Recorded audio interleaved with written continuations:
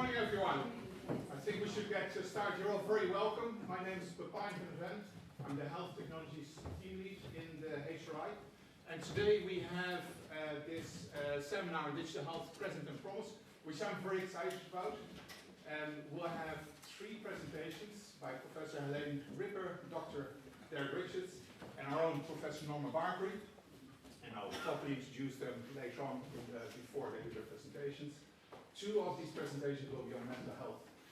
And those who know me will know that that excites me an awful lot. So I'm really looking forward to this session. And then Norma will be talking about, not about mental health, but more general about what does data science do in health. And of course, what is the present and what's the promise? That's what we're trying to tease out today. So we're going to start with our keynote, Professor Helene Ripper. So Helene Ripper is a full professor of e-mental health at the VU University in the Netherlands, but also a visiting professor at the University of Turku, Finland, and the University of Southern Denmark, where we are going to collaborate again in a project, so I'm really looking forward to that as well. Helene is also the chief editor of Frontiers Digital Mental Health, and she acted as president of the International Society for Research on Internet Interventions. Really tough job, as I know, because I've just finished my own stint over there. Now, unfortunately, that's where this comparison comes to a grinding halt, because Helene is also a clever, highly cited researcher, or so she was in 2020, and I'm sure that's going to happen again. There is not a similarity between myself and Helene, because Helene also started her career, I guess it was the start of your academic career, over here in the University of Limerick, back in the mid-90s, when, thank you very much, when health wasn't even a thing in the University of Limerick. So you really kicked it off over here. So with that, I would like to hand over to Helene for her presentation on digital mental health, from evidence to digital phenotype. Okay.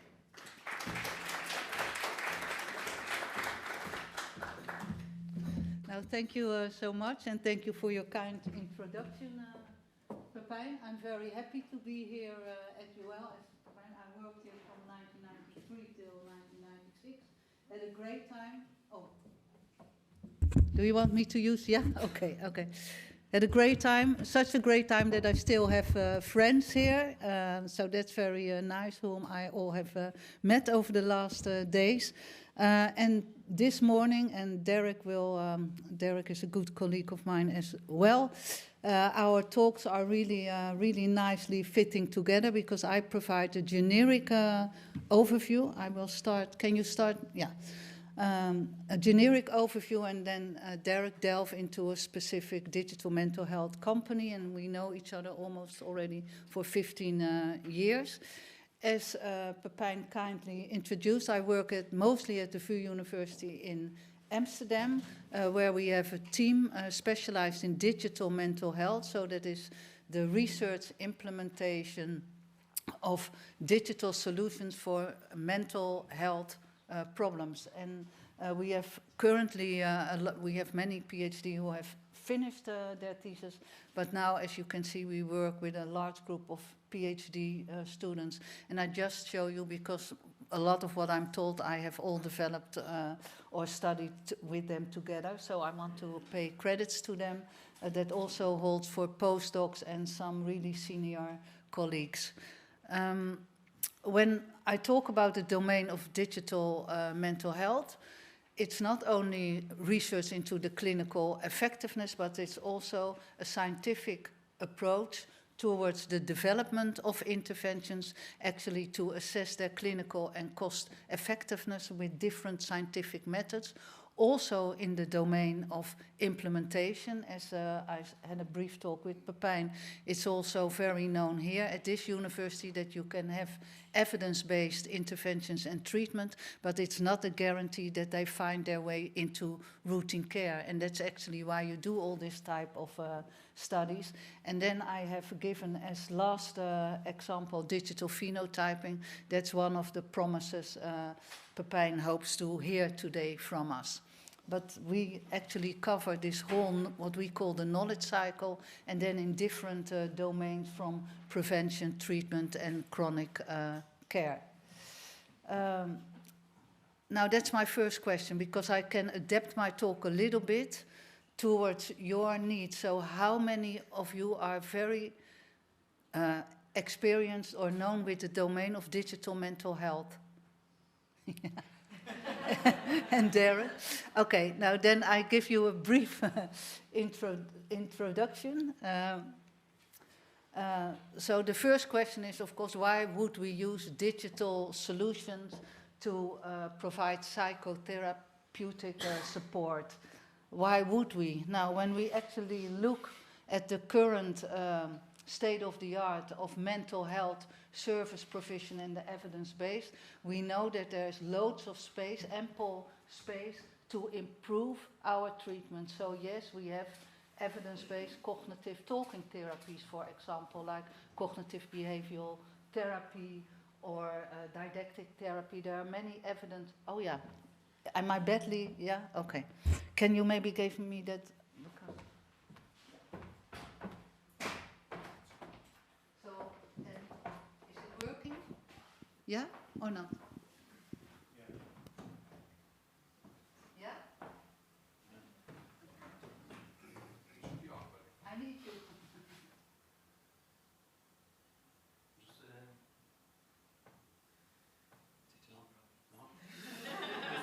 Yeah, okay. I continue to talk a little bit louder. So we have evidence-based psychotherapies, but evidence doesn't mean that they are effective for everyone.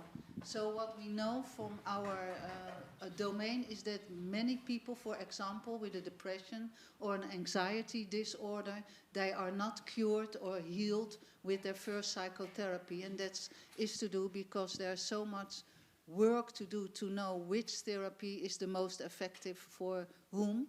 Then secondly, you have depression and anxiety are known for their high relapse. So if you have had one depression, you have a 50% chance that you will have a second depression episode as well. So that's why we also work a lot on prevention of relapse. But I think that's very good to know. So there's ample room in terms of clinical effectiveness to improve the effectiveness, but also to know for whom which type of therapy works.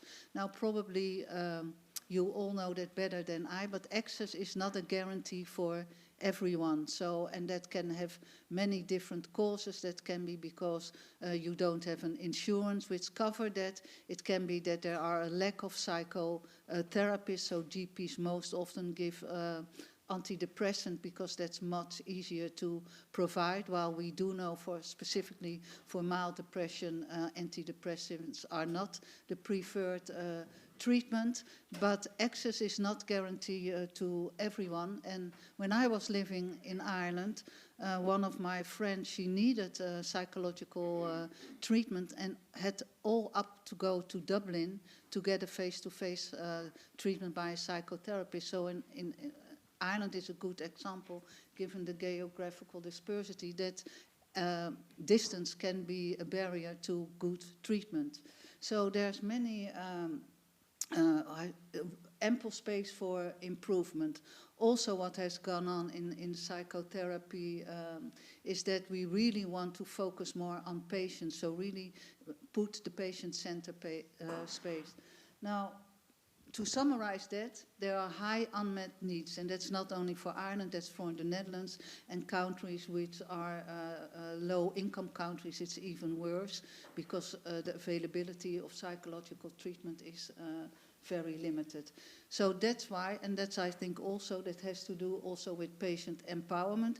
If you ask patients, do you want medication or psychotherapy to treat you with your depression or anxiety or substance use problems, the majority of patients don't want medications due to the side effect, but also to that they think, I want to overcome the depression or my disorder myself. So there's also much more attention nowadays for this issue of empowerment.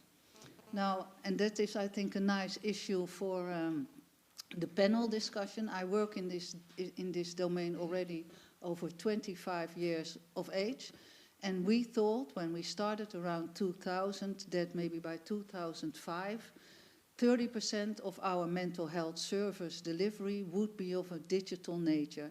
And every 5 years, I was asked the same question over and over again, and I always did the wrong prediction. I did it so wrong that in 2010, I predicted that in 2015, 50%, at least in the Netherlands, would be of a digital nature, and that's still not the case now in 2023. We are around the phase of early adopters from the mental health service delivery, but also from the patient perspective actually to ask for help. So the implementation is and was really an issue, but then when we look at the pace of technological development, and I really like this graph by Max Roser. It's from Our World in Data. He did a large study, and he starts, I think, 3.4 million years ago, where the first technological tools were developed by people. And then you can see how the technological pace of development went extremely slow. I mean, what is slow is relatively, but you can see these round circles. Then it speeded up a little bit, and then you can see around 1800, with also the start of the Industrial Revolution, the technological developments really quickly increased. And you can see at the orange, this is where we are now, and he actually will predict that we will have human-led AI around the year 2100, so that's not so far away. So I think implementation in healthcare is slow in terms of what, in the mental health field, I have to say, but what you see in technological development, it's going faster and faster and faster, so there is a kind of tension there, and we really need to take a look at it. I give you one example of this quick, even I find it very difficult to follow how quick it goes. Last year I started my course for master students on digital mental health, and I just had heard from ChatGPT. And I told to my students, there's something going on, a big revolution, I guess, and they didn't believe me. The course was 10 classes, and the start of January 2023, they all had heard about it. They were trying to see if they could make their exam with ChatGPT, and so and now it's all around us. I don't know how it's in the Netherlands, but it's really from an ethical, privacy, philosophical, it's hotly debated because the developments go so quick. And this is what, actually, the guy you see above, that's my husband, and but he's not 41 years of age. I don't say, but of course that was the first. But he said, well, I'm a man, 41 years old, I have a good family life and a nice job.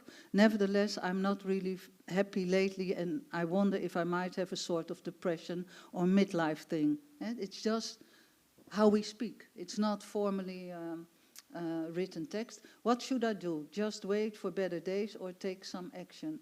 Now, it's really amazing. I mean, what comes out already, and so I think our role as psychologists, but also as psychiatrists or whoever that also who are in education, these developments go so far that we need to develop, because we need to check. We still need it because we need to know whether this is a good answer or not.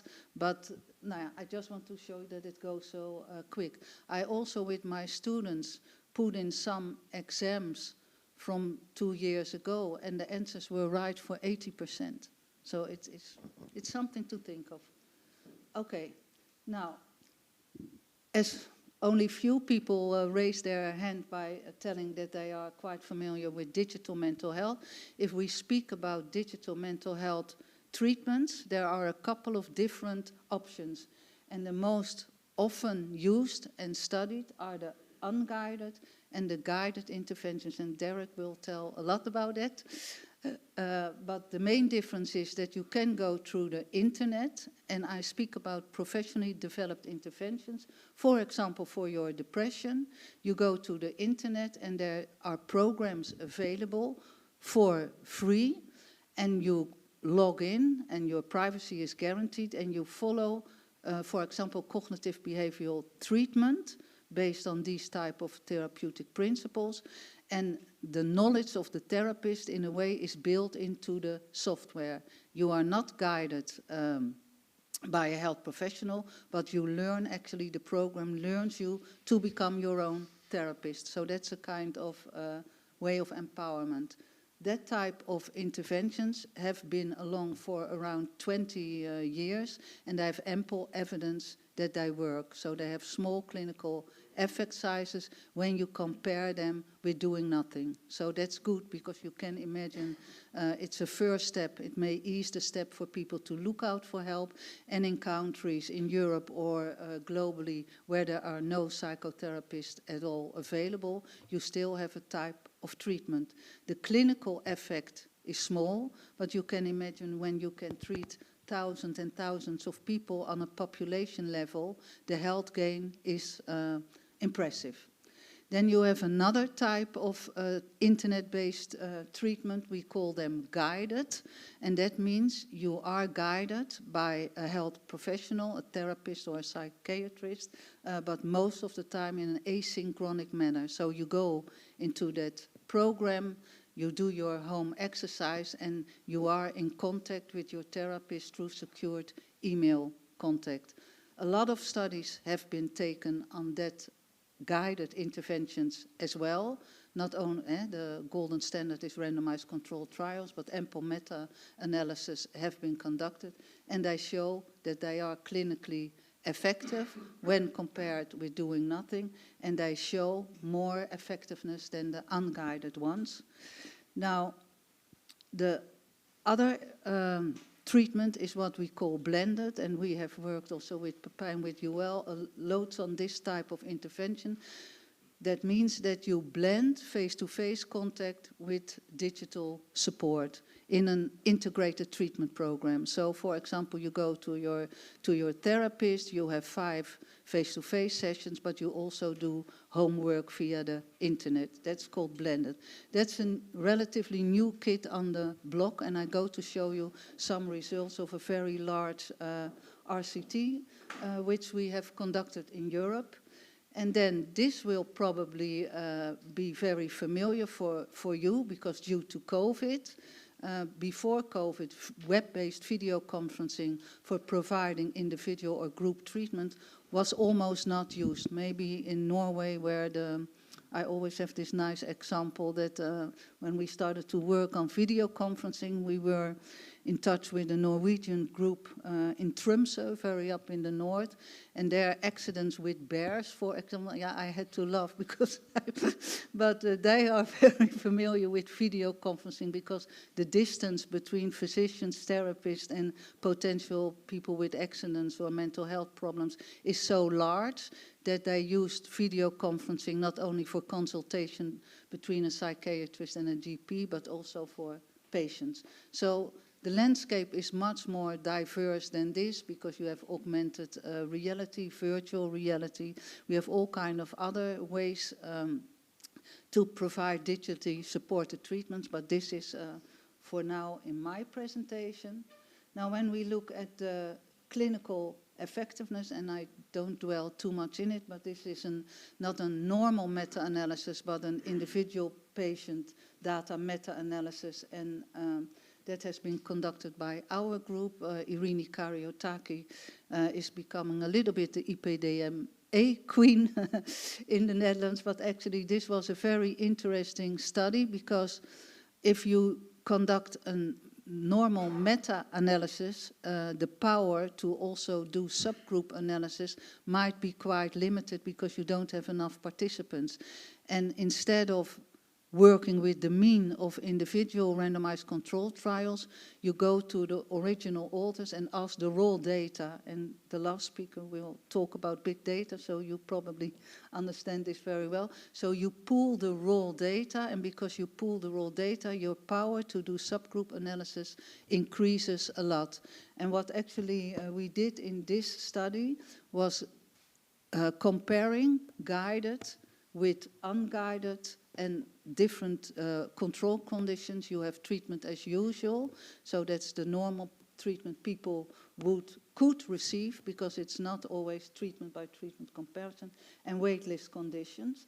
And there is someone here working on the PHQ-9, so you will find it nice as well, I think. But actually what the main result is that, yes, guided is doing it better than unguided, but, and this was really a breakthrough in psychology field, because for the mild mental health problems, in this case depression, unguided treatment led to the same clinical effectiveness as guided treatment. So this is for the first time that, because for long it was just one mantra, guided is better than unguided, but now we know for the first time on a really robust data set that yes, guided is better than unguided, but you can provide with a similar clinical effectiveness for people with mild depression also unguided intervention.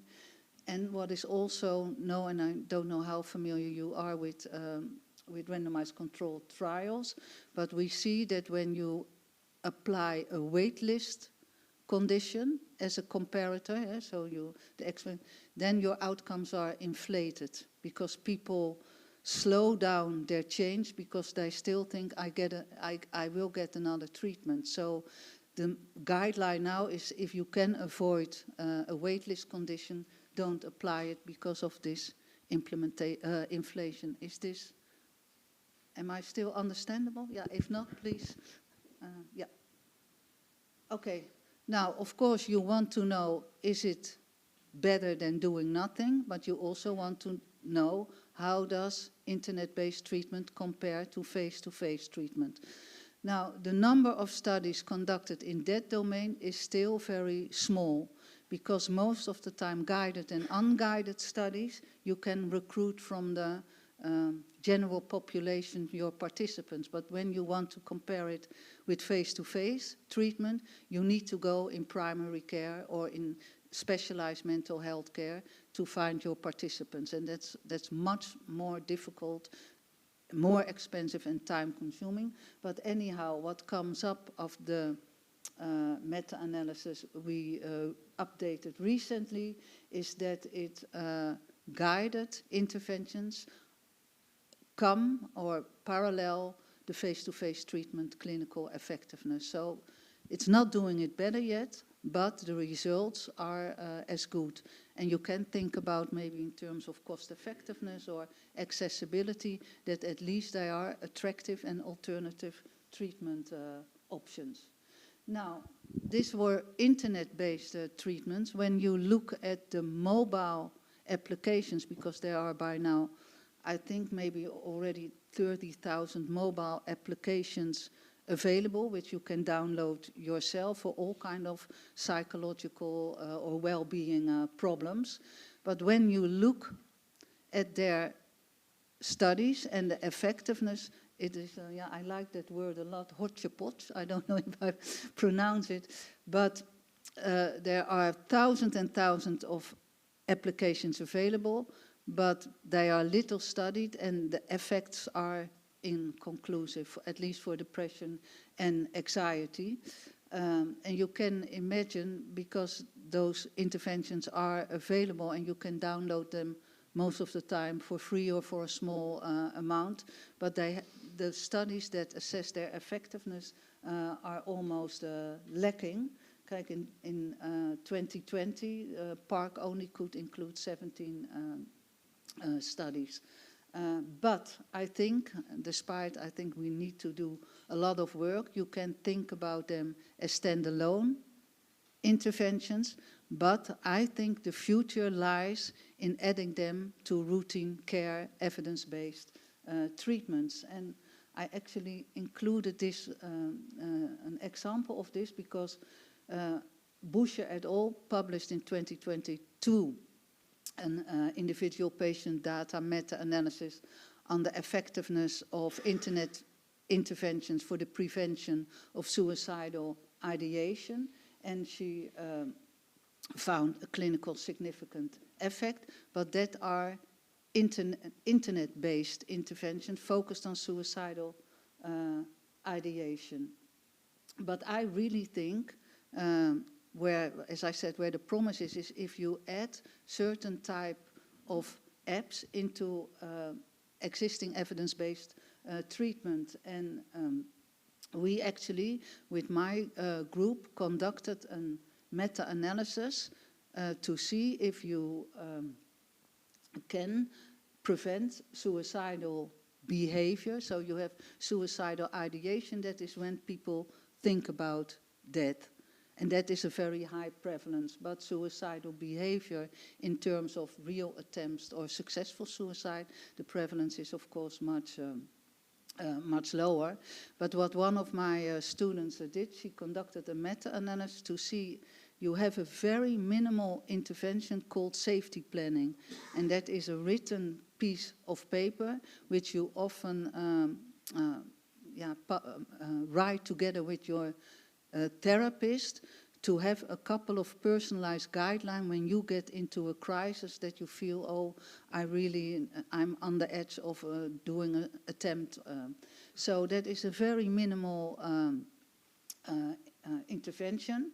It is, adopted by the NHS guidelines, but so far there was no clinical studies available to assess the effectiveness. So we thought, well, can we do a meta-analysis, which we done, as you can see here, and we found that these are not internet or mobile applications yet, but we did found that it really could prevent or lower the risk of suicidal behavior with a risk ratio of 57. That means that 43%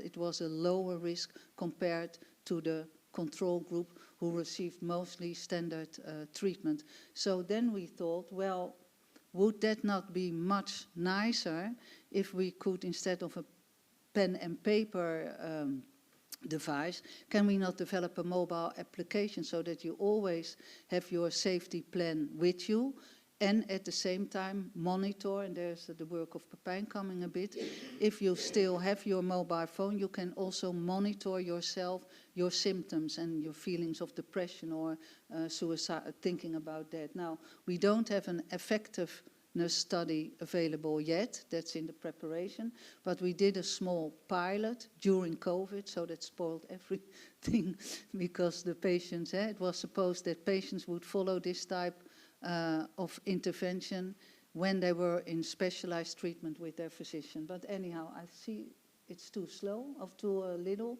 But what was the most difficult component of this study is the acceptance by the patients was high, but we monitored over a period of 20 weeks, and you can imagine suicidal ideation often occur, but really an attempt or a successful suicide, the prevalence is very low. So it's indeed very difficult to study suicidal behavior in real practice. So we are now looking for other types of methods to get better grip of it. But at least the patients really liked the mobile application, wanted to use it, and that also holds for the therapist, although they find it very difficult to change their practice. So introducing such a small type of new intervention in routine care, it takes loads of implementation time because they are so used to their own program. Now, to conclude, we have a lot of evidence for guided and unguided interventions, not for mobile, and implementation in routine care is really a problem. Now, blended CBT for depression. This is an overview of the EU projects which we have developed and who started out as technology-driven projects with the ICT for depression. That's also, Pepijn, I thought that was our first collaboration. And that was a technology-driven project. So can we provide internet-based and mobile monitoring system? Can we develop that for patients with a depression in primary care? We started in 2010, And I will only tell you 3 brilliant failures and 2 successful outcomes of that project. First of all, the GPs in all the EU countries involved didn't want to take the responsibility to work with a platform and monitor their patients. There were all kind of ethical and work-related resistance. Then we had a tech company on board, because apart from the monitoring system and the internet-based system, we wanted to develop a pillbox so we could, with the aim to increase the adherence to antidepressant medication, we could monitor them digitally, because they invented a real nice digital device. But after 4 years, they finally started to become aware that many patients don't use 1 pill a day. So they built a pillbox for 1 pill, while actually they should have developed more. They are out now of our collaboration. And the other brilliant failure was it was very innovative at that time. We wanted to see if we could measure skin reductance and heart rate variability as one of the indicators for a potential change in depressive symptoms. And it was a very inventing company in Portugal, but what did they do? They developed a glove. So if you are depressed, you don't want to see with a glove. They developed a harness to measure your heart rate variability, and they only developed the glove for white skin. So but we have learned from that. But okay, having said so, we developed a very nice platform, also together with Pepijn and with another group in Portugal, and that enabled us for a next project, which we call the eCompared project. Now, when we talk about blended treatment, it is we assume that both digital and face-to-face treatment components are integrated in one treatment protocol, so manually delivered. So it's not everything goes. It's really thought of what should we do digitally at which moment in time and what face-to-face. Now, here you see the patient portal we have developed in 2010 and which evolved over it's 5 minutes? No? Oh, over the time. And we actually still use it. We are now at version 2.0, but it's for research purposes. And Derek will tell a real nice story of successful implementation and in routine care, but we use this platform for research purposes because it has given us over the years the power actually to do what we want digitally depending on the research project we conduct. Now, as you can see, if you want to provide digital or blended treatment, you need a digital platform as well in addition to your face-to-face encounters with your patients in primary or secondary care. Now here you see the patient, the therapist portal. That means the therapist can monitor the progress of their clients and assess them or give them homework assignments or all kind of other things. You have a patient portal. That is where the patient logs in and gets psychoeducation, gets video supporting material to learn about what a depression is and to do their homework digitally. And then we also have an application developed that is an app for your smartphone, which also is connected to the other 2 platforms, and there patients can actively monitor their own symptoms. So for example, what is my mood? And then not retrospectively as what is normally done, but in the moment. And we can also measure passively a number of variables which might be of interest, for example, for a depression, like how many steps a day you would do, or whether there is a change in your geographical location, because maybe, as most of you do know, if you become, for example, depressed, you go out less and your behavior pattern may also change. So that might be an indication of worsening of your symptoms, but also maybe of an improvement. So that is all the things we do. Now here you see a couple of papers I was involved with Pepijn. They are all technology driven or papers. Later we got to the clinical stage. And I also want to say that we are now over 15 years collaborating with tech guys, if I may call you so. It took a while. The first 2 years we had no idea. And we were clinically driven and we wanted to have randomized control trials, and it needed to be theory driven as well, and you wanted data, and we talked not about features but about variables. It was I would say the Tower of Babel. But now, and I think for young researchers that's extremely important, because we were at that time maybe the innovators, but I now think every psychology student or maybe more from the tech guy need to know from both worlds if you really want to develop into the domain of mental health. So multidisciplinary education, I think, is for every student now of so much importance, including artificial intelligence. Now, what we first did is that we developed a treatment protocol, and we tested that out. This was in the Netherlands, and as you can see, it was for patients with a major depressive disorder, so not for the mild complaints. Then most of the time you are treated in specialized mental health care outpatient. What we did, patients start with a face-to-face session with their therapist. Then they followed an online supportive module. They got feedback of their therapist online.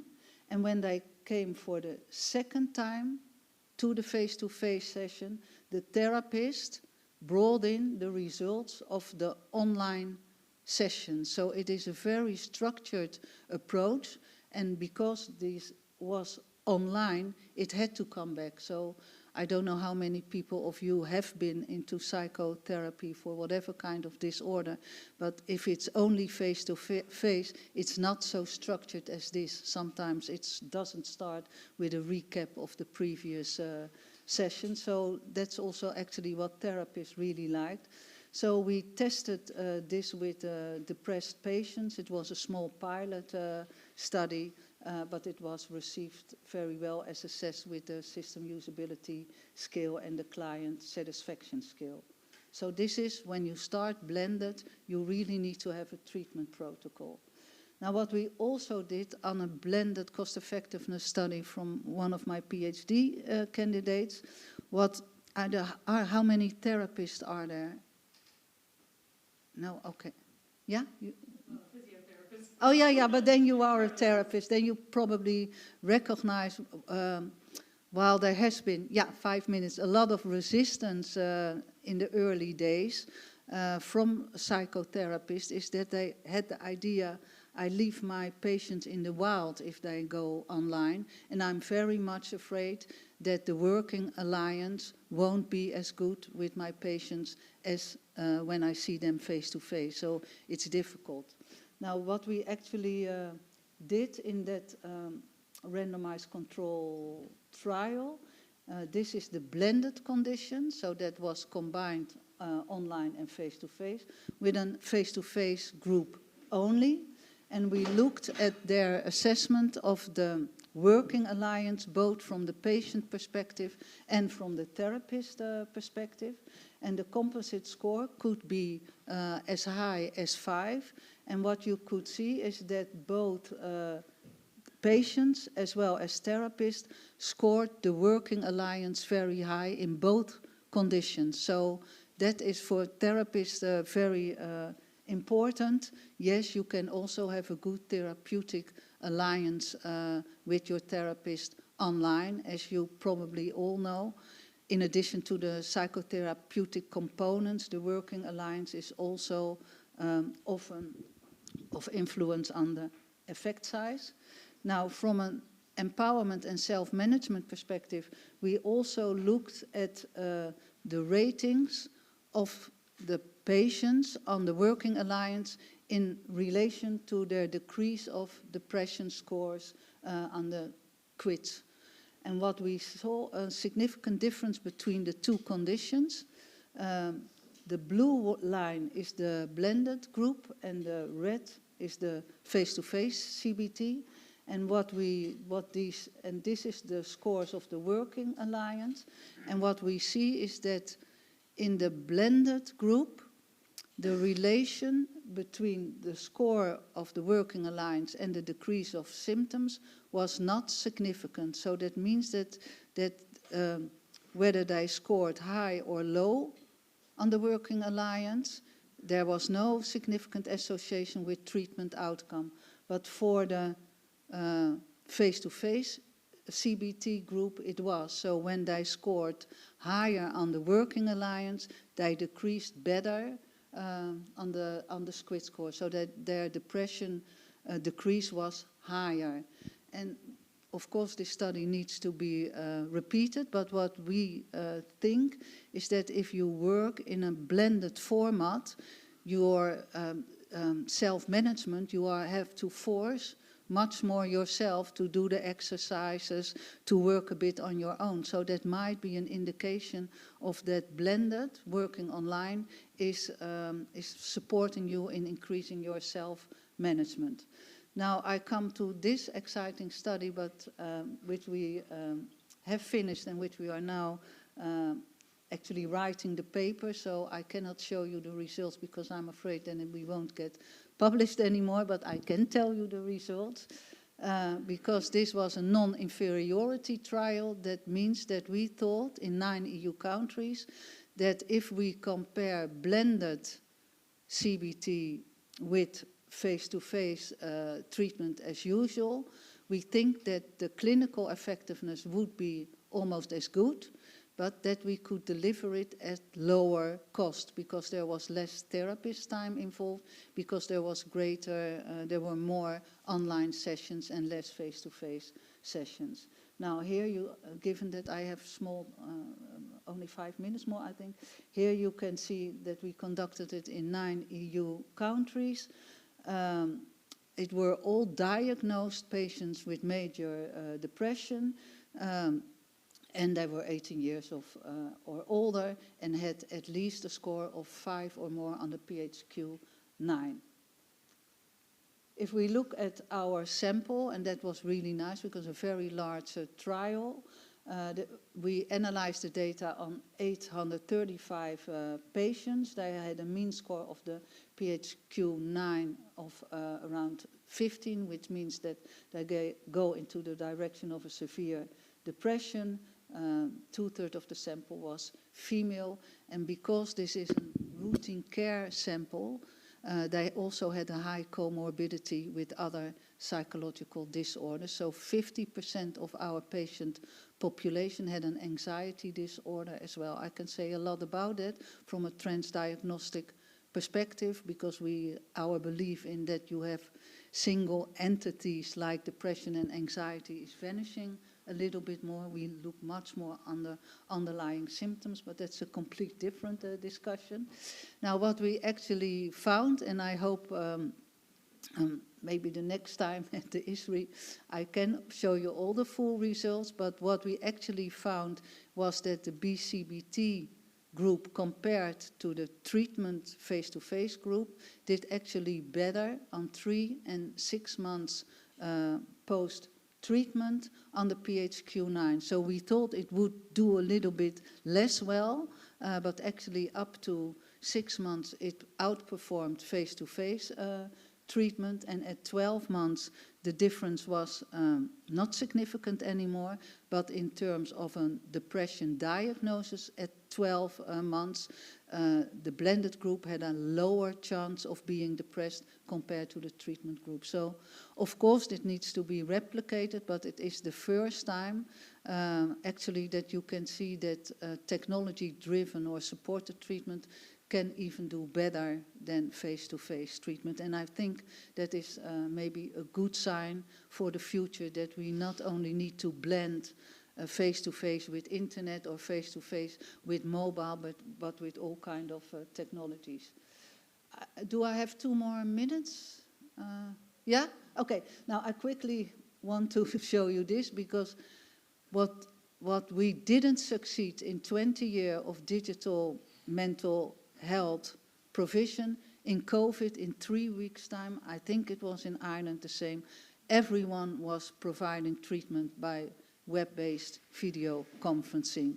So I got very interested in that, and then in 2021, when it all started, there was no meta-analytic proof that web-based video conferencing for treating depression, anxiety, post-traumatic stress disorder, there were no studies, enough randomized control studies conducted. So what only was available were feasibility studies, which says, yeah, it is possible, patients accept it, there are no negative side effects.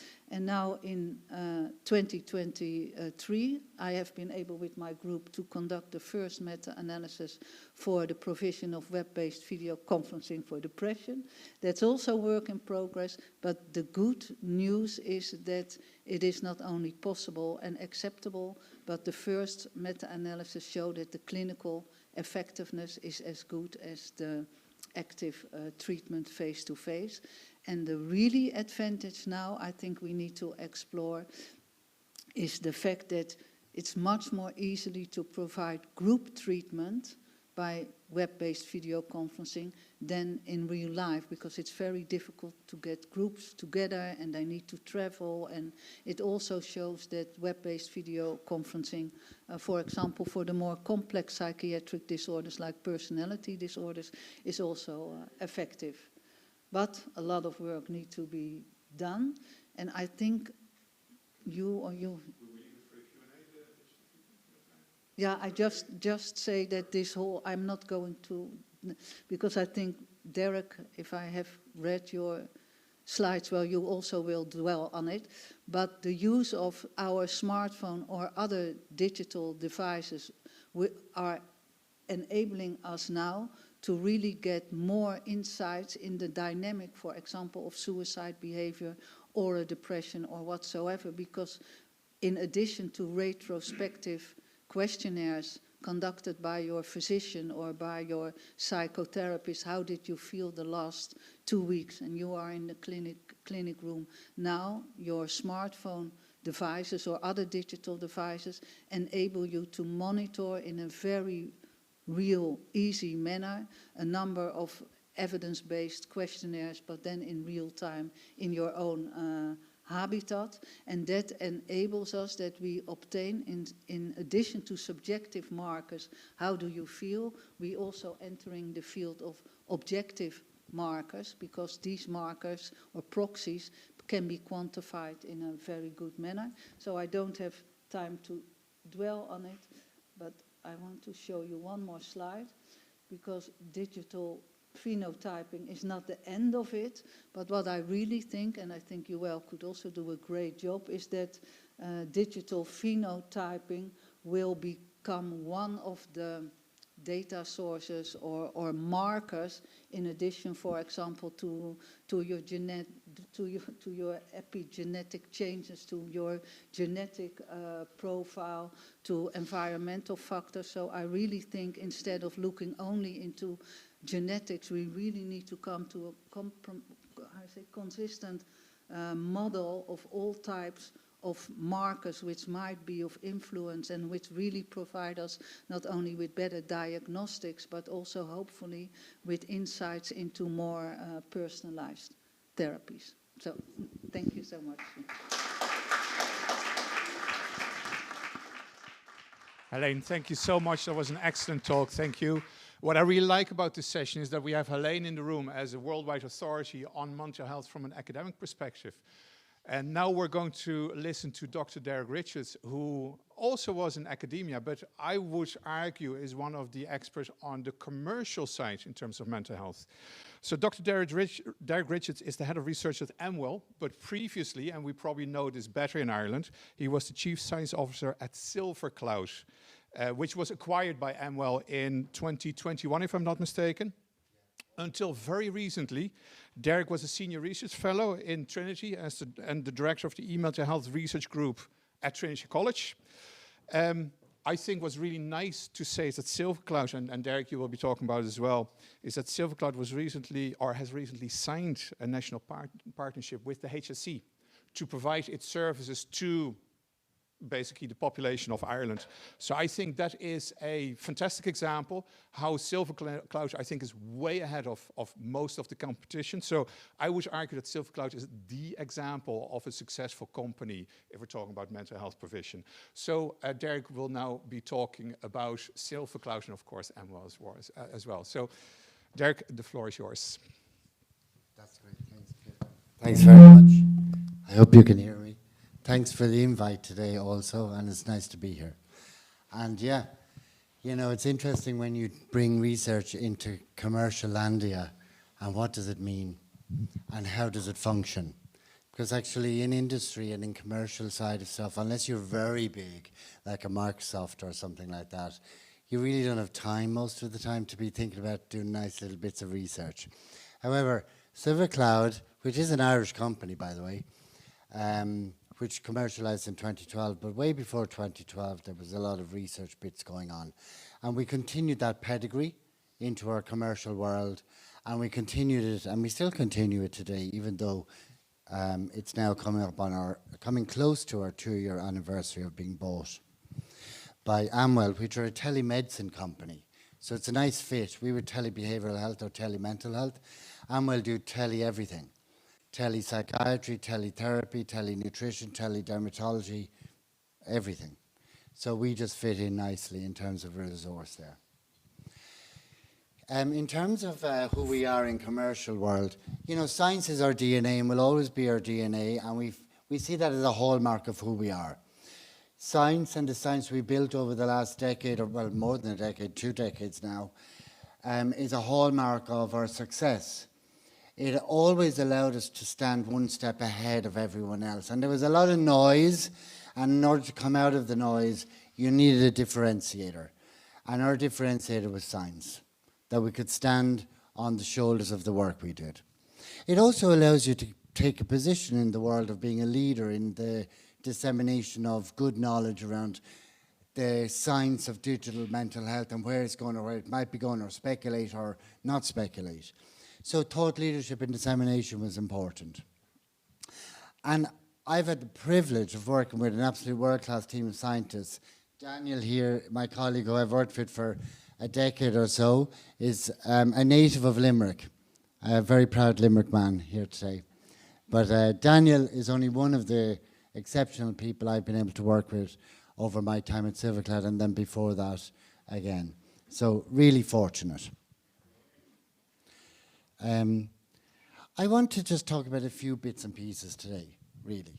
But I want to start with this idea, and actually, some of you may have seen headlines like this, or even thought it. I don't know. Digital mental health? Really?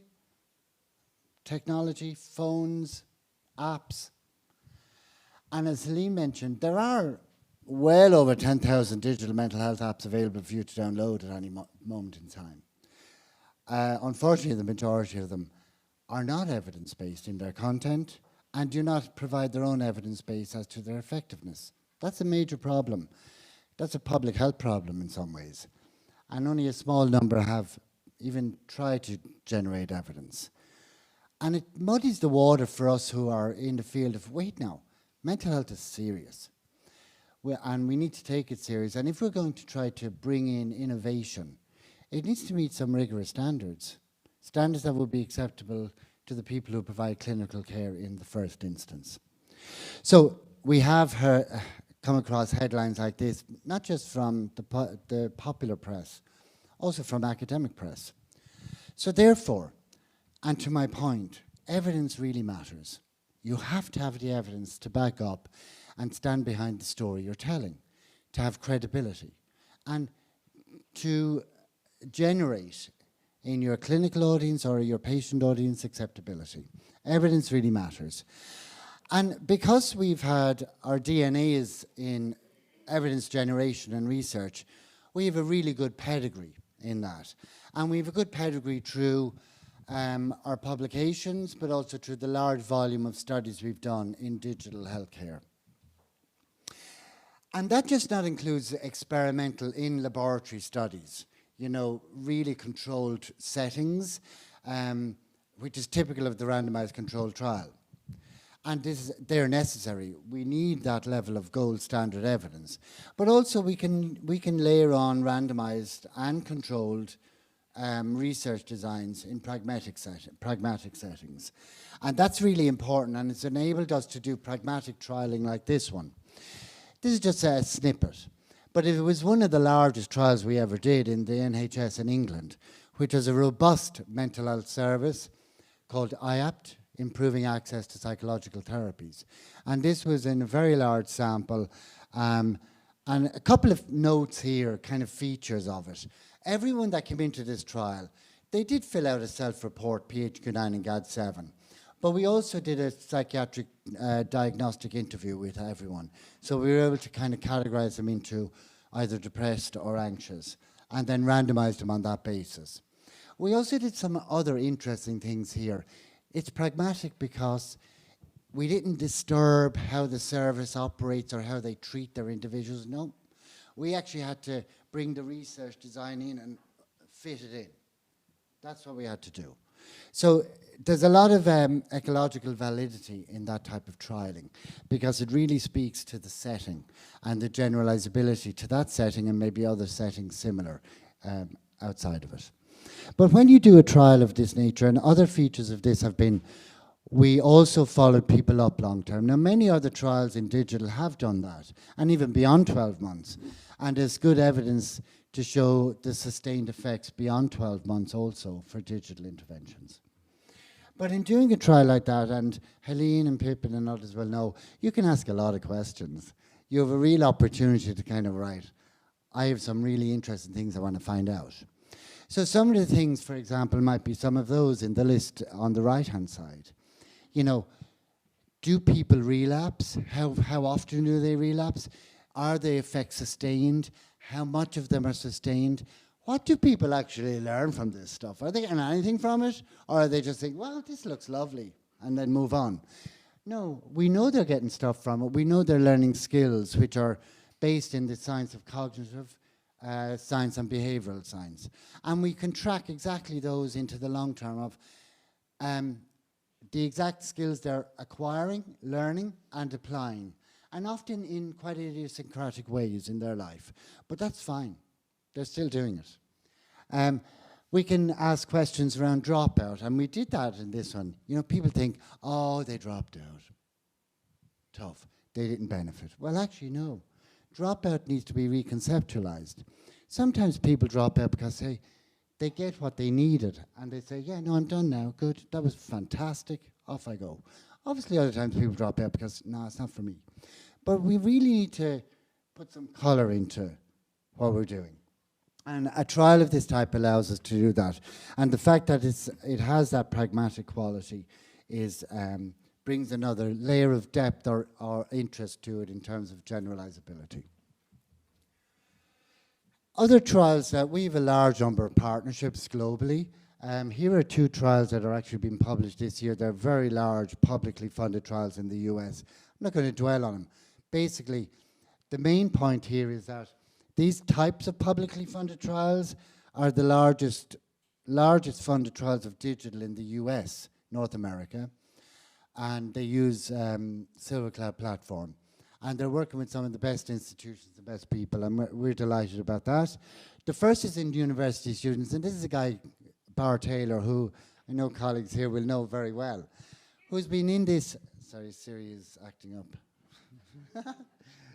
No, you don't have an opinion, Siri.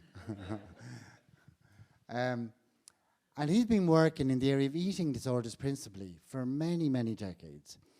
And created student bodies many, many decades ago and was the first online intervention for kind of dealing with risk factors to mitigate the development of problematic eating and more serious eating pathology in adults.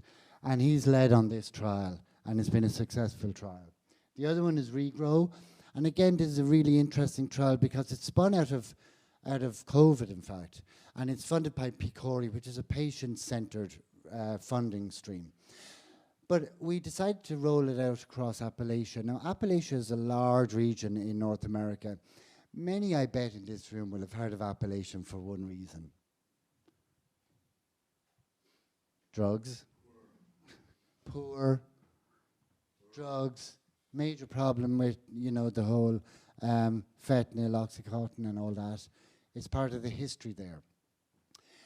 It's poor as well, and has background, a low socioeconomic background from the times where all the mining and industrial stuff was closed down and shipped off to China. They thought that was a great idea.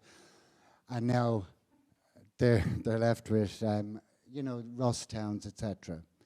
And significant depression and anxiety. But we're doing that one, and it's at 2 levels, a prevention and a treatment. So some people who are in the lower acuity will get a preventive intervention, and others will get a or a treatment intervention. But again, these outcomes will come later this year. They're randomized trials, but I think they're really important trials because of the size of them. And also important that they're North America. And often people think North America are way ahead of everyone else. Well, actually, in the case of digital mental health, Australasia and Europe are way ahead of America, and still are, in terms of what they're doing. But they will catch up. So I'd like to try and talk briefly about 3 little buckets. One is around big data, and big data is great. I like big data. The second is around delivering this stuff in real life, you know, and optimizing pathways and optimizing how we get this to people. And the third is around this lovely thing of machine learning and AI, you know, and we hear a lot about that nowadays. But for me, and I think as a clinician as well, there's always this burning question. What works best for whom, when, and how? And that's been the premise of medical science, psychological medicine, psychology forever, and still is. And it's still the same question we're asking in terms of digital. What do we need to put into the interventions? Who needs to get them? When? How? And then what do we need around it in order to make it all work nicely and come together? So I want to talk about these 3 buckets briefly in the context of that question. Again, we're not doing any of this work alone. We've some really nice partnerships across the globe with really good people who are doing good work also. The first one is big data. Now, there's a lot of people are talking about big data, and a lot of people know a lot more about big data than I do. However, there's been recent writing around big data and data as an exponential technology. Now, we've heard about other exponential technologies. You know, the guy who died recently, the ex-CEO and founder of Intel, Moore's Law, and he spoke about exponential growth of the microchip and technology, and he was pretty right. He said first year on year, and then he revised it to every second year, but he was right. But now think about data as exponential technology, and that's what we're at. And even in the area of mental health, we're getting to that. What has been a major issue around mental health or treatments in mental health for decades is that no one could really answer the question, is it working? And how is it working? Now, part of that was because we got stuck in this kind of argument around the non-specific factors relative to specific factors, and we forgot about everything else for a couple of decades. But then another part of it was that we weren't collecting data sufficient to answer any questions. Very few services or systems around the world collect data on how they're doing. You know, it's rare. But in the age of the internet and in the age of digital mental health interventions, data is voluminous. We have everything. Every click, touch, movement, eye, everything. Everywhere they go, paid views, how much time they spent on it. You can imagine the volume of data that's there. You can imagine the volume of questions that can be asked and potentially answered. So I'll give you a little example. This is basic. But we got our hands on a data set of 21,000 users across a 4-year period in IAPT. IAPT is a really well-established psychological therapy delivery service.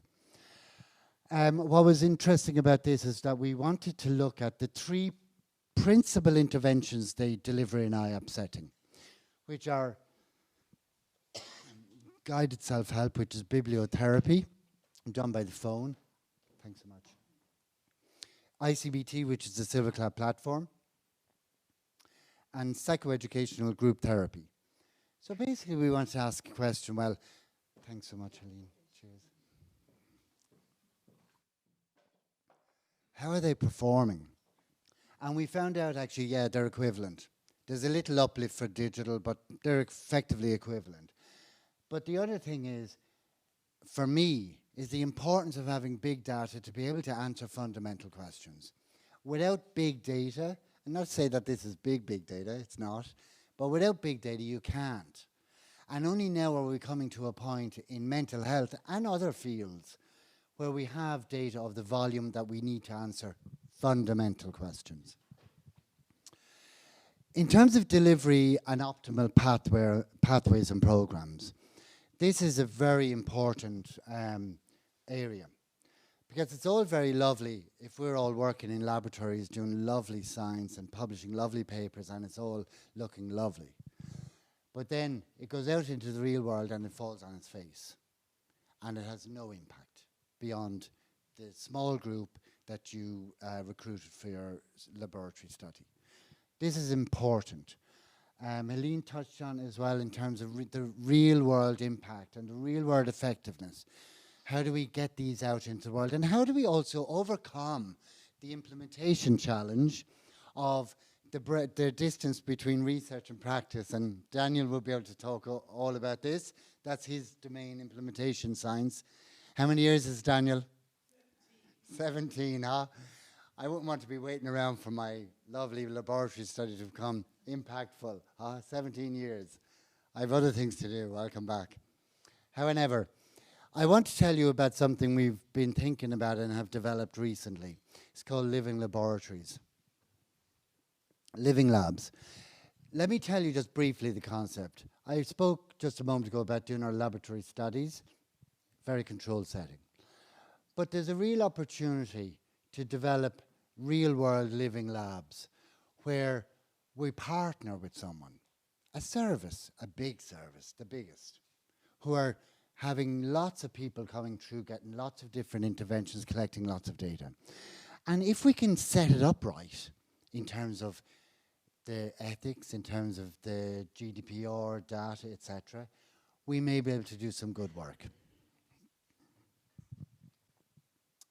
So, the one I want to tell you briefly about is the one we've developed with the HSE, which is the National Health Service in Ireland. We've been working with them for a number of years, but this collaboration is about delivering services nationally, digital CBT services nationally, and also in the background using it as a living laboratory for research. I have some of those reports. The latest one was November. They're hanging around there. Take one if you feel like reading it. To date, in the last 23 months, there's been 17,000 referrals. We get referrals from GPs, primary care psychology, SIPSI. And there's been 11,300 account activations, i.e. those are the ones that go into treatment. And follow a course of treatment. It's generally 8 to 12 weeks treatment with a supporter in the loop, supervised by a licensed clinician. So there's a whole governance standard around this. Obviously there needs to be. But this is really important. This in some way replicates what's happened in many other countries around the world, including the Netherlands, who are doing this for many years, Australia, Norway, Sweden, etc. Now Ireland is on the map for digital CBT, a digital clinic. The benefits of doing research in this context will be some of the following. Large samples, pragmatic insights. We can rapidly introduce questions, have them answered, and rapidly implement findings or insights to improve pathways and service delivery. So it is a large potential impact. Some of the key characteristics of these collaborations will be the following. I think trust is one of the biggest ones, that you're working with a service, in this case HSE, and there's good relationships, there's good trust, that you're both working together for a common purpose to develop mental health services, to give greater access to those who need them, to try to reach those who don't typically use or access, etc., etc. There's some of the reports. I've brought a copy of the November one. Here are some of the kind of living laboratory questions we have answered recently. How are expectations related to outcome? So if I have a positive if I'm asked at the beginning of treatment, hey, do you think this is going to work? Yeah. It'll work. If I say no, it won't work. So there's a positive correlation relationship.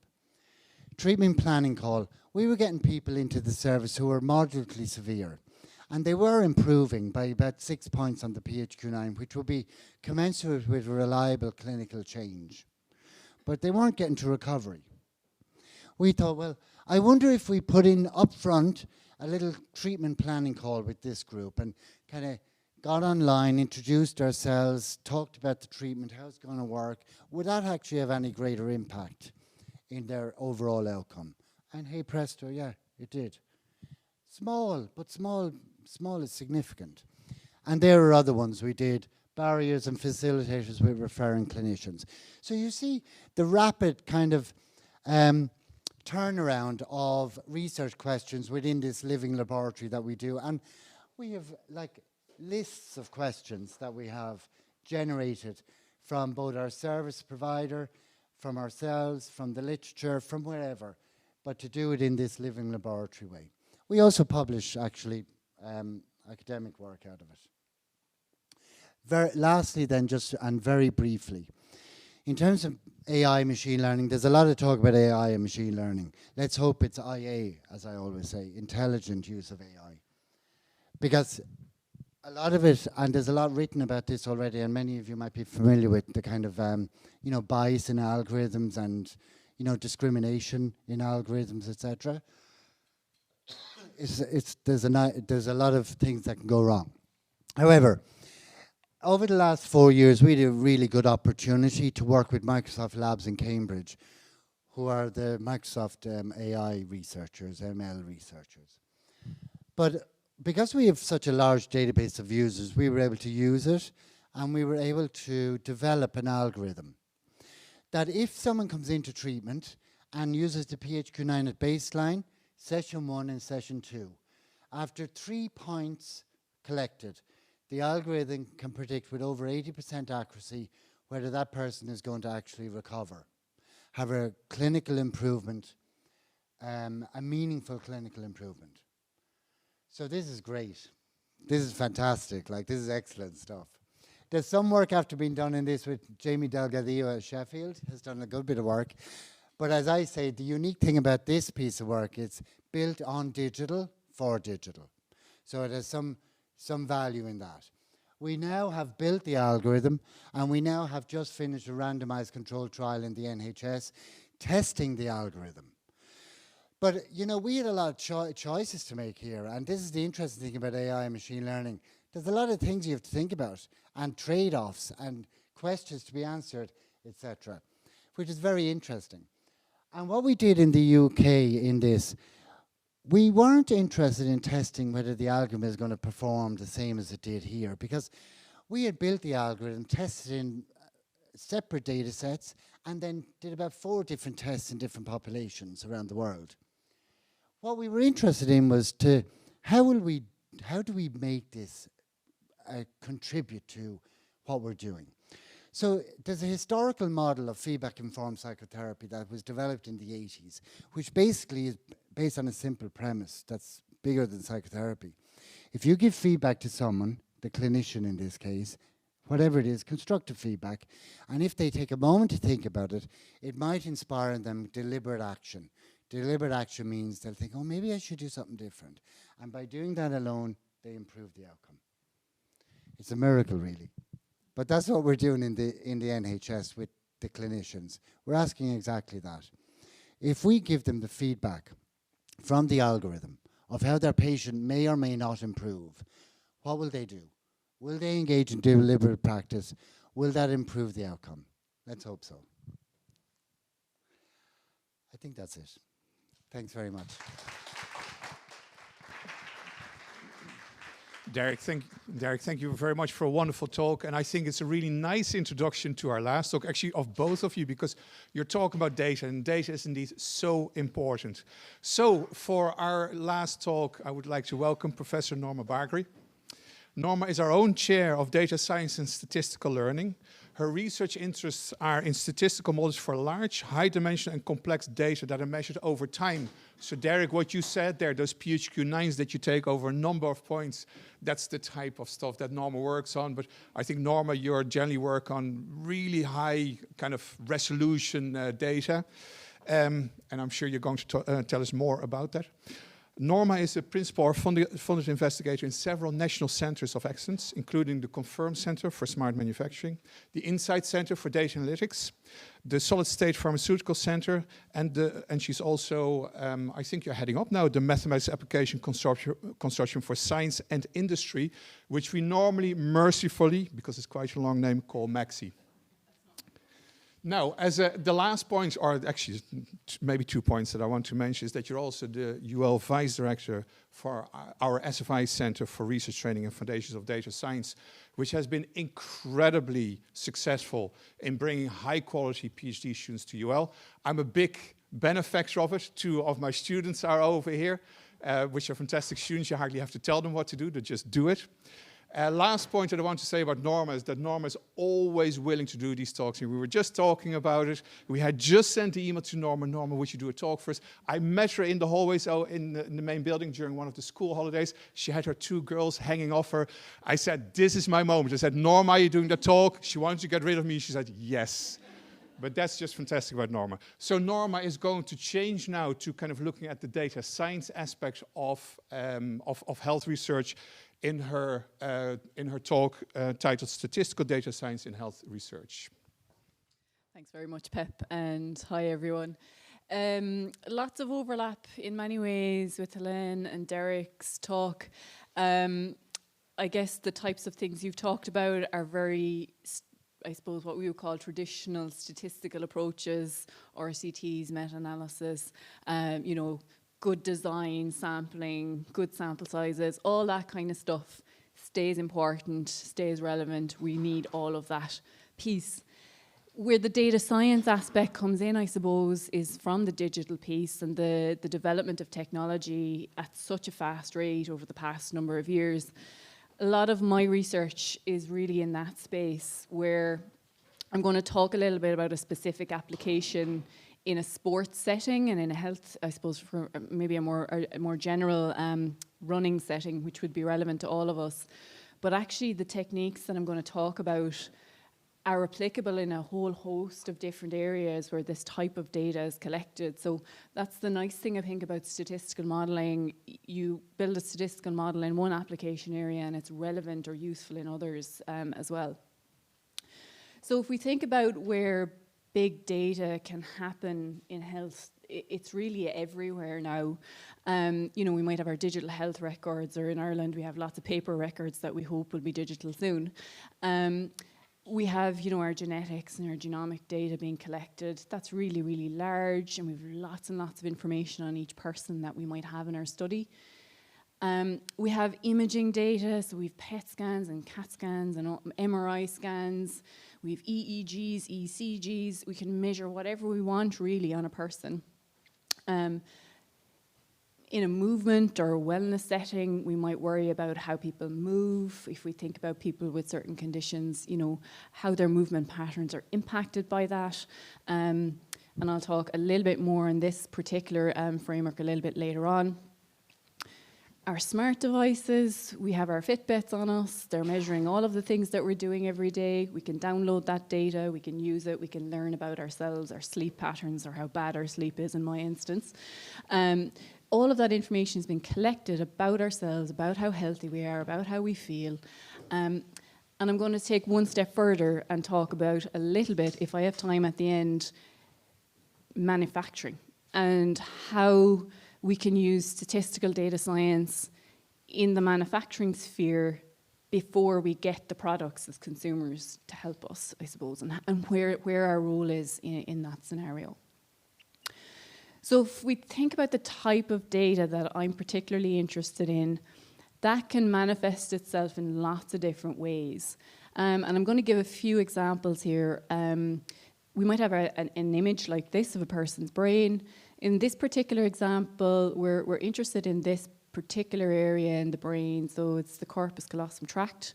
And this tract is really impacted by multiple sclerosis. So in this particular study, they took a lot of imaging data in these areas in a host of healthy people and a host of people who had MS. And what they wanted to look at, I suppose, was the shape of this guy in here different in between the two groups? Where was it different? And that information could tell us a little bit about potential diagnosis of the disease, potential treatment of the disease, and of course progression of the disease as well. So we have this imaging data. We've pulled this part out here. It's 2D, it's relatively smooth. We're looking at different locations on here, but we have a whole host of information collected in the particular area. This is completely different. I'm showing you because it's completely different, but we can actually handle the data in the same way from a statistical perspective, which is really nice. So this is real data from people who have a bioharness. So you had talked about a bioharness before, Helen.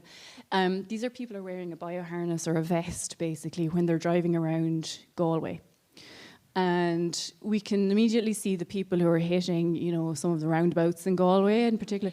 The heart rate is fairly high and intense, but here this data is really, really noisy. It's spiky. It's, you know, it's not as nice and smooth as we saw before. Things are different lengths. Their shapes are different. All of that kind of stuff. So what we want to try and do, I suppose, is take out some of the noise in here, because if we put that into our model is just not going to give us back nonsense, basically. So we want to take out some of the noise, and we want to try and get the pattern that's really going on in here. We might want to try and look at differences in people's heart responses during the driving profile. So very, very different type of data, as I said, but we can handle it in a very similar way. The one I'm going to go into in a little bit more detail today is this one here. It's motion capture data. And you'll see this a lot in sports settings where effectively they'll put these reflective markers at loads of positions on your body, depending on what they're interested in measuring. Typically it's the lower limb, actually.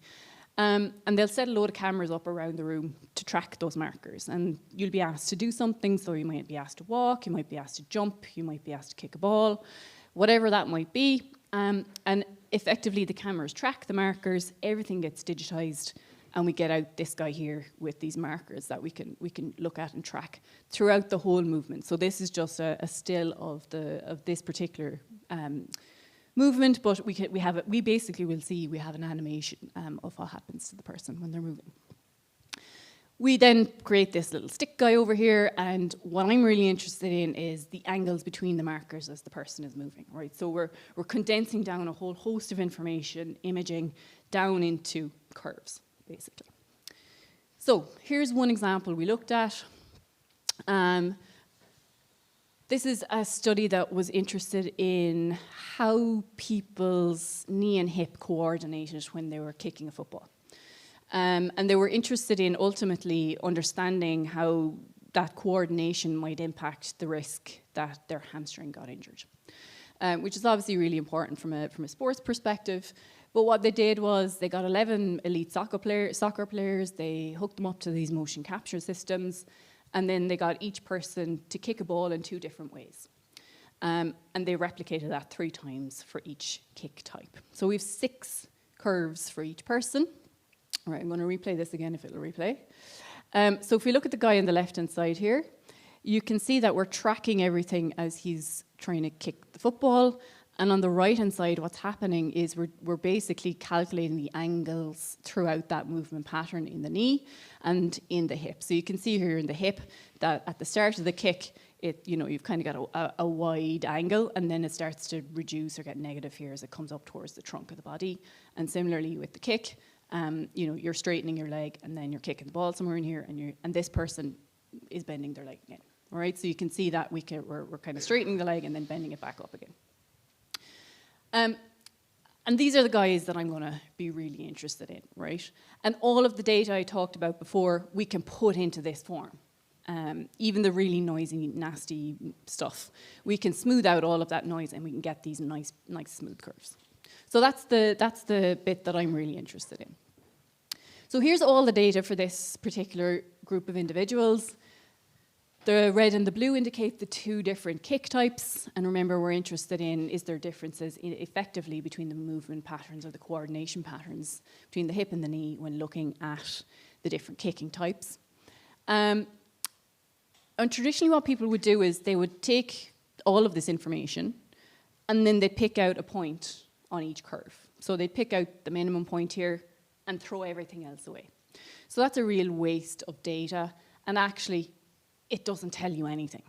So if we look at this guy here, we see that actually there doesn't seem to be too much difference between the kick types, because the green and the blue or the red and the blue are all mixed up, right? But what we very, very clearly see is that we have some people that go down this way and then back up, and then we have some people that come down and stay flat. And what that is it's people's kicking technique. So no matter what way they kick the ball, they'll bend their leg at the back end of the kick, versus others who keep their legs straight, right? And we might be interested in understanding, is that related to an injury? Is that related to performance? Whatever that might be. We can do the same thing for the hip. And again, if you think about, we pick off a point here somewhere, we miss all this nice stuff up here, which says, look, this is the location where things seem to be different between the two kicks. Nothing really happens later on. I'm really interested in what happens to the two together. So if we look at the coordination between them, then is there some relationship there, and how do we model that appropriately? Traditionally, lots of these studies, it tends to be in elite athletes, small sample sizes, generalizability is hard. We tend to have a lot of information in the time direction, very little information between people. So actually saying that this is relevant to me isn't going to happen, right? So I'm going to talk a little bit about this study, which is more relevant to ourselves. This is a study carried out at a very large scale on recreational running. So many of us will run for, in theory, fun. I'm not convinced. Wellness, mental health, whatever you want to run for. But lots of us get injured when we do that. Be it niggles, be it serious injuries. With me, maybe I have a sore leg, I can't run. It's really bad. It's terrible. But about 80%, some studies will have estimated that about 80% of people who run recreationally will get injured. That's a lot of people. That's a lot of physio time. That's a lot of pain. And we really wanted to understand, I suppose, why people get injured, how they get injured, and what we can do about it. So the group in DCU, the Running Injury Surveillance Centre, they recruited 300 people who run recreationally. So this is at a scale that's mind-boggling. And they took some retrospective data on them, and they followed them up for 18 months, every 2 to 3 weeks. So for me, from a statistician's point of view, there's enough challenges in here for me to keep me going for quite a while in my career. So it's absolutely phenomenal study. They're interested in measuring people's movement patterns with our motion capture systems. I'll show you that a little bit. But other things, you know, your age, your weight, your sex, how fast you run, how are those related to whether you get injured or not? So they wanted to look at the mechanism of injury. If you were previously injured, did that impact your movement patterns? And if we have movement patterns measured for you, is that indicative of whether you might be likely to get injured in the future or not? And that's where we came in. So this is their experimental setup. Now, it just shows you the motion capture system here. They've set people up at baseline measurement. They've put all these markers on them, tracked them, and you can actually see the little digitalization going on in here. And they did that for 300 people. They asked people at this point to do a 3-minute treadmill run. This is what we got. I'm only giving you the hip, knee, and ankle angles here because most of these injuries happen in the lower limb. There was a whole host of other things that they measured as well. And this is just the first 60 seconds of each of these angles. So we have our hip, we have our knee, and there's nothing really you can see in here, right? So it's kind of, everything looks the same. Everything's up and down, everything's noisy. So I'm just going to zoom in on this little piece to show you what we have. So now we have our hip, knee, ankle angle in here. you can very clearly see that there's very different shapes to these things. And they're all going to be correlated and related to each other because the body doesn't, like the knee doesn't work independently of everything else, right? Now, we could analyze this thing as one big long thing for each person, but actually what we do, and this is really to try and get at the within subject variability, how things are changing over time for each person. We kind of have this sliding window where we chop everything up stride by stride. So we have a way of figuring out when a stride is done, and this is what we get back out. So here's our lovely curves again. And what we have is we have our functions, which tell us how the movement changes during my stride. That's our functional time. But we also have this longitudinal aspect where the strides actually have an ordering in time. So is the strides that I make at the end of my run the same as the ones at the beginning? And is that important for whether I become injured or not? Okay, so we have all this motion capture data for 300 people. Just 300 people. We also have other stuff, though, measured. We have their age, we have their sex, their gender, we have their muscle strength, flexibility, so there's lots of clinical stuff done and tests done on them. We have the speed that they like to run on the treadmill, so they were allowed to pick the speed that they liked to run at, because that will change your movement patterns. And importantly, we also had their past injury history, so we knew if they were injured before or not. So there's a retrospective aspect to this, where we're looking back in time, have you been injured before, and how that's related to our movement patterns. But they also followed them up for 18 months, so there's a prospective aspect to this as well. Now, we've effectively ignored the prospective stuff because there's enough problems in the retrospective stuff for us to deal with. So if we think about the retrospective, we have, effectively they had their participants who were injured kind of recently, injured a while ago, and then these unicorns who were never injured. And they were really interested in understanding why these people were different. What is it about their movement that actually maybe protects them against injury, or maybe they're just plain lucky, who knows? So we have this kind of grouping structure in our data that, you know, the risk team were really interested in exploring a little bit more. We want to model our outcomes, is our functional data, our movement patterns, how do they change in relation to being in one of these groups, in relation to your sex, in relation to how fast you run, and all of those things, right? So we have a big model.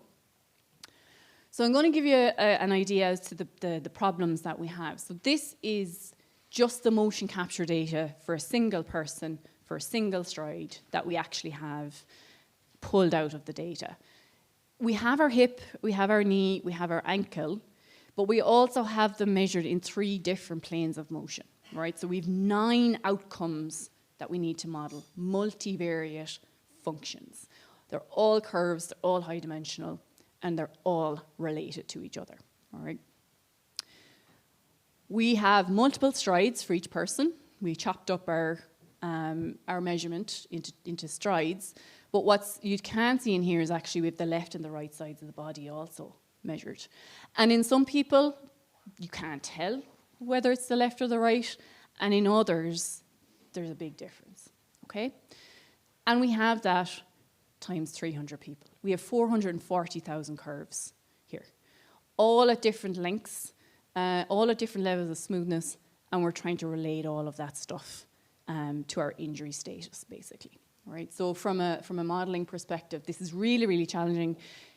Statistical models, statistical software fall over completely. So that's basically where we come in. From a statistical perspective, the data are really, really big. That's one aspect. There are curves, that's another aspect. But there's a really important structure in here. Jeannie Mac, I better speed up. We have a really important structure in here. They're multivariate, they're multi-level because we've got 2 sides of the body, and they're longitudinal because the strides are going at a particular rate, right? So from a statistical perspective, that's hard. Not to mind that they're curves. So what we've done is, and this is my only equation, I've done well, these are multivariate longitudinal functional data. And if we didn't have the functional aspect, we'd model these with a statistical model called a mixed effects model. Right, now, don't worry. So we have our outcomes. These are our movement patterns. We have our effects of age, sex, and speed. These are all going to be functions as well. I'm going to show you a picture of how we interpret these in a little while. We take into account the fact that we have the left and the right sides of the body. We take into account the fact that we have a longitudinal component, and we have some stuff that we haven't explained at all. All right? That's the model we fit. It looks simple. Oh, and also we have our functional time.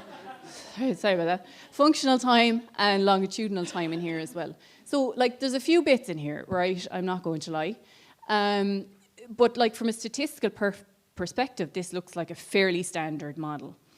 It's made challenging by the largeness of the data and the complexity of the way the data are collected.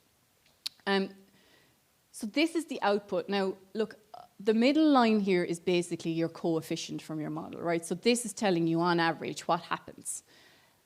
All of these are curves, so we know what's happening over the whole movement pattern, not just a single point in time.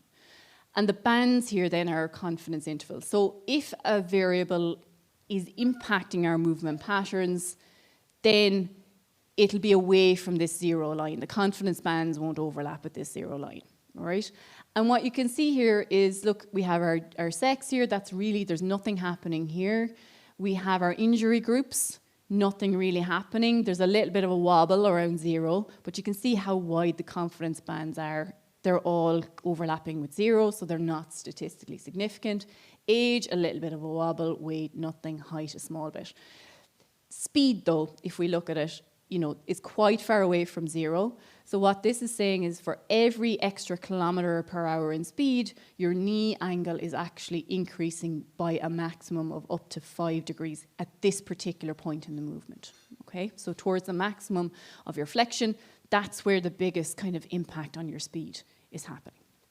And similarly for your hip, again, nothing really going on in the injury groups relative to those who are not injured. So there's not much difference between people's movement patterns from the different groups, age, weight as well. But again, speed has an impact on your weight, on your hip angle. The other nice thing we can look at actually, oh, sorry, this is really, really small, is how things are progressing over time. So we've added in the longitudinal bit. In other words, does my movement change as I get further along into my run? And you can see some of these are really stable and flat, and the two lines are basically the left and the right side of the body. You can see this person is quite stable over the course of the run, but actually his left and right side is a little bit different to each other. What we're seeing with this person is actually there does seem to be some changes over time. So actually what's happening here is that this person's hip, knee, ankle, flexion angle is decreasing over time as they go through their run. And again, this person over here seems to have quite a different movement style towards the end of the run versus the beginning. And ideally what we'd like to do is understand, I suppose, how that might impact their risk of future injury, potentially. Do I have time for this? Very briefly. I'll very briefly run through this. So this is just some of the work we've done with our industry partners in med tech, med device. So here we're looking at the manufacture of contact lenses and making sure that they're nice and comfortable for people. There's loads of sensors in here collecting that noisy, nasty data that we need to look at. And we're trying to link that basically to the product quality and quality attributes of contact lenses. We have our IV pumps here that, you know, deliver medicines, maybe blood products, whatever that might be in a clinical setting. And we want to understand basically, are they being used as they're supposed to be being used? Because they've got quite specific workflows that people are supposed to follow. And in the field, things don't happen that way, right? And does that impact the performance of the pump? And we're actually working with Medtronic as well, with stents from hearts, and figuring out, you know, why particular faults might happen, why scrap is happening, what's happening in the process. Again, collecting lots and lots of big data and trying to link that to things that they're interested in that ultimately impact consumer.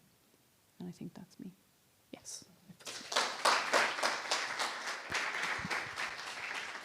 Thank you very much, Norma, for an excellent presentation. At this stage, I would like to ask the speakers to take a seat over here. You'll find a microphone over there to answer questions. So we will open the floor now for questions. Because I'm the person with the microphone, I can start this off.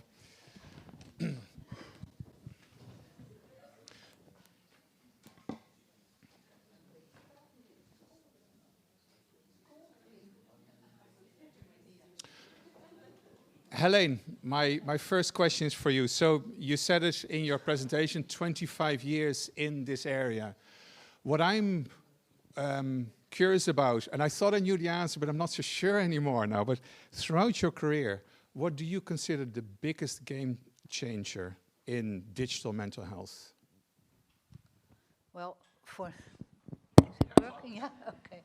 I think when we started, it was definitely access to the internet for the general population. But now I'm talking almost 30 years ago. I really think that has set up the idea of prevention, of treatment, of global access. So, but if you ask it now, I really think it's AI. I mean, well, the real AI people who are here, maybe yourself a bit, but it's also a danger. So I think it really, data is power, and we can handle with sophisticated software so much more data, and so I really think data-driven is good, theory-driven and data-driven.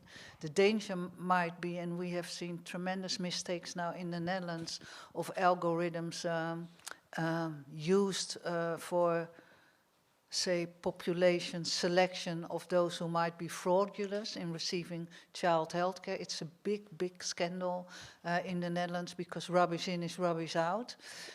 So I think and I also heard that 3 months ago, I think the big tech guys in the US, they say we have to slow down the developments because they are running out of control. I don't think we can slow down it, but we really need to, also for mental health, because that's my domain, really look it from a human and ethical and empowerment and who owns the data, all those kind of issues we need to address much better than we have done before. So we have dealt with development, with assessing, with evaluation, but I think now the human values of this whole domain need to be prioritized.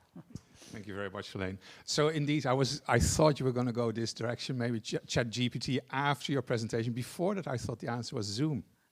Something similar like Zoom, like you said yourself, has revolutionized therapies over COVID, hasn't it? But to stick with the AI, Derek, you have been involved in AI research, like you said, with Microsoft, resulting in some fantastic papers. What is your take on AI? Where do you see things going? You already said in your presentation the intelligent use of AI, as in with human intelligence, I assume. Can you elaborate on that, please? Yeah, I think it has to be with humans' intelligence in the loop. Like, I was reading stuff recently around all this kind of effect technology and neurotechnology, other types of data that they can now collect experimentally and into the future. And then this kind of growing into a cyber-physical world, which is like a little bit Star Wars, but actually that's where it's going, and there's an awful lot done already. But it has to be human-focused and human-centered. And it goes back to that basic point of what we're doing. You know, there's been lots of controversy around algorithms in lots of spaces. You just mentioned it in the Netherlands. There's countless examples. Some are disgraceful. But in mental health, we do have a duty of care as professionals. You know, it's not like, you know, we're not selling widgets, you know. So we do have that duty of care. That has to transcend. And therefore, what we do needs to be based on human rights. And it's not data-driven. It should be human-centered, data-driven, if that makes sense. Because, you know, in recent times, especially with the big, large corporations, the question around human rights to data and privacy and protecting people has been reduced to a data point. And it's been reduced to a mathematical formula, and therefore to a technical solution, which only increases the power asymmetry in our relationship to the companies that will actually be implementing the future. So, was that a simple answer? I might have rabbited on there just a tad. No, we have time for that, Derek, so thank you very much for filling the time. No, and I have to say, just so this is from the perspective of someone who works with AI every day. AI is the wrong term. We should never have called it AI, which happened back in the 1950s, right? Because there's nothing intelligent about it. And actually, this is my question for Norma, because I'm biased here. But I think that is my big, well, I mean, I can't really say it's my regret because I wasn't involved in it, but because we call it intelligent, on the one hand it's overhyped, and on the other hand we think it's more dangerous than I think it actually is. But Norma, now I would like to turn to you.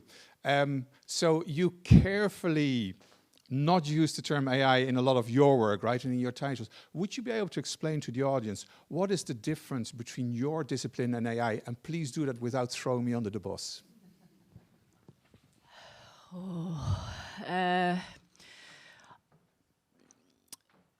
That's a really hard question, actually. Like the way I would describe statistical modeling, more generally, I suppose, is white box, right? We know what's in the model. We can understand the effects of the model.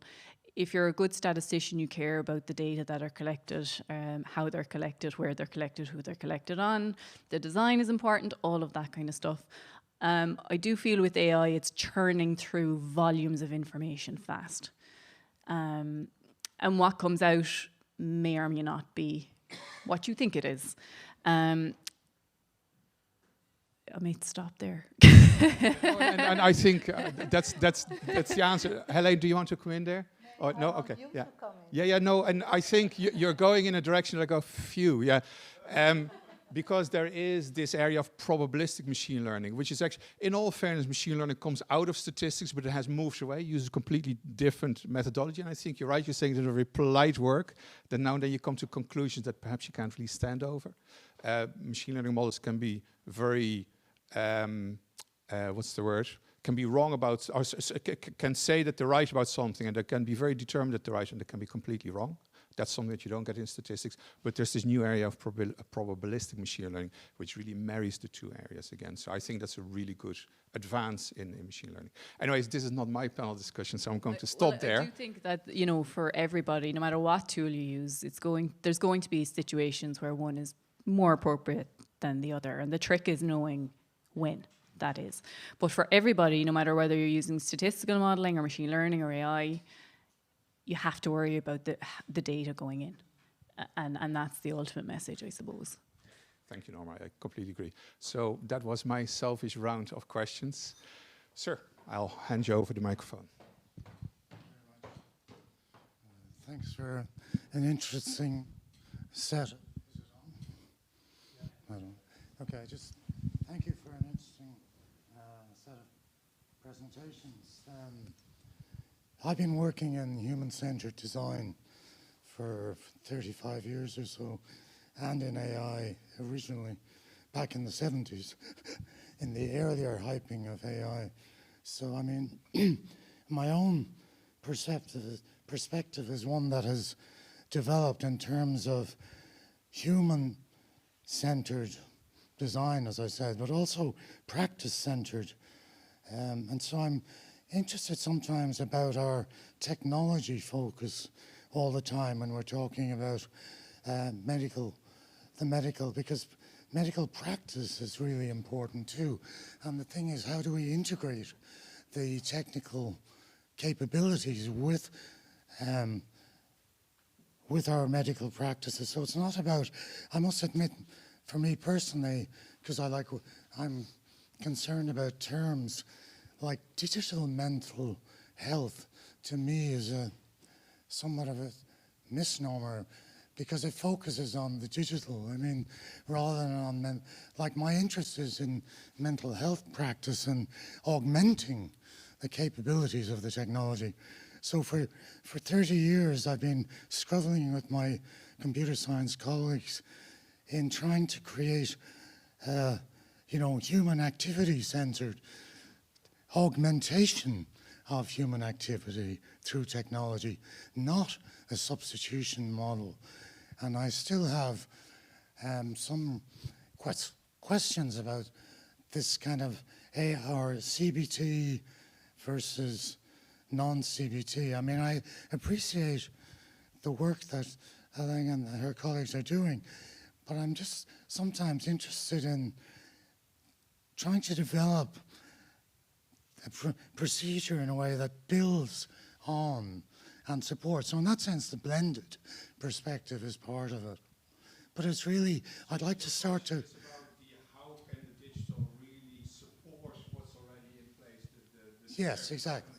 Yeah, I'm sorry for going on. That's a very easy answer, because that's exactly what we are doing. But if you are developing a field like we started 20, 25 years ago, you have to distinct yourself because it's a different domain, and you develop, and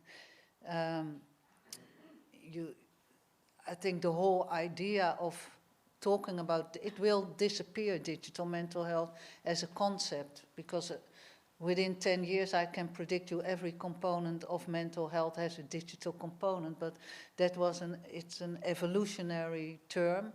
But of course, the whole drive, and I think from the work what Derek is doing and myself and many others, is that there is an unmet need for better mental health care, and that's human-centered, and we try, it's not about technology, it's trying to improve access or the clinical effectiveness or more personalized, but we are not there yet. So actually and maybe from a human design science perspective, I think of human-computer interaction, what is your domain, that's the biggest lack in the 25 years. So we are very multidisciplinary, working with artists, with video, with AI, with machine learning, but how, and maybe in the commercial sector or your domain that's much better, but for example, we have no idea yet what people are doing when they work at home with our digital interventions, other than what is monitored and is quantified. But sometimes people think they are following an intervention and they are answering research questions, or they cannot find the button. So I think there is a lot to learn also in improvement in product development. But it is for sure that digital mental health is really human mental health. Norma, would you like to add anything to this? All's been said. Yes. Hi, how are you doing? My name's Rosemary. Thanks very much for the really interesting presentations. Lots of really positive things in there that I'm going to take away, so thank you. We're almost out of time, so what I would like to do is ask one more question before we stop. Helene, you already mentioned it in your presentation, so I'm not being mean here. I have the evidence. I thought of this question beforehand. What I would like to ask you, not 5 years from now, so I'm giving you a little bit of leeway there, 10 years from now, what would you like mental health services or interventions to look like, and what do you think they will look like? My first wish is that they work. So how they look, I have no idea.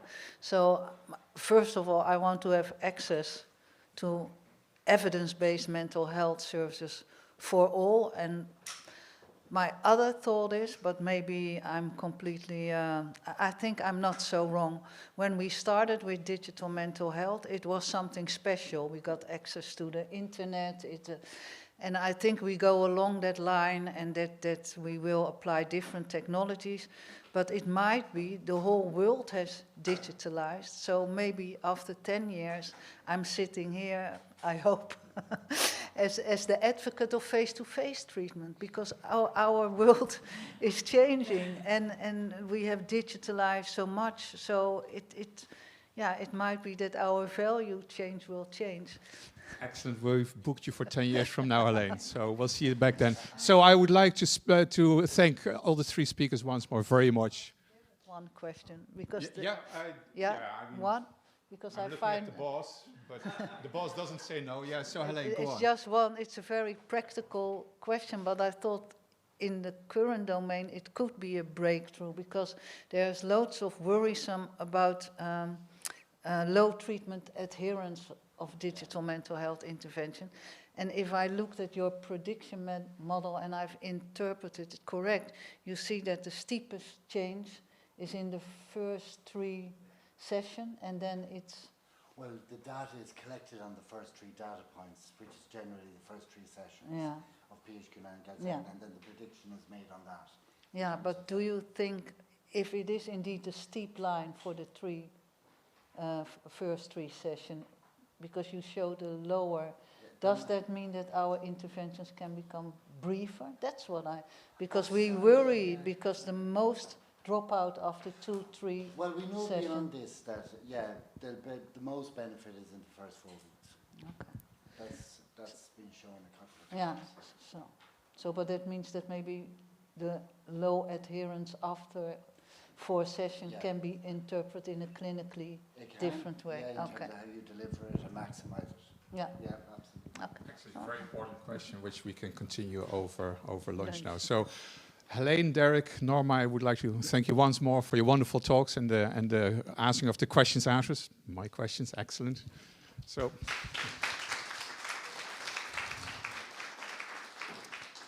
The audience, thank you very much for being here, for your wonderful questions. I would also like to thank Jean, Goretti, Sarah, Rachel, and Justina for the organization of today. Of course, without them, this wouldn't have happened. I just show up on the day, basically. So thank you very much.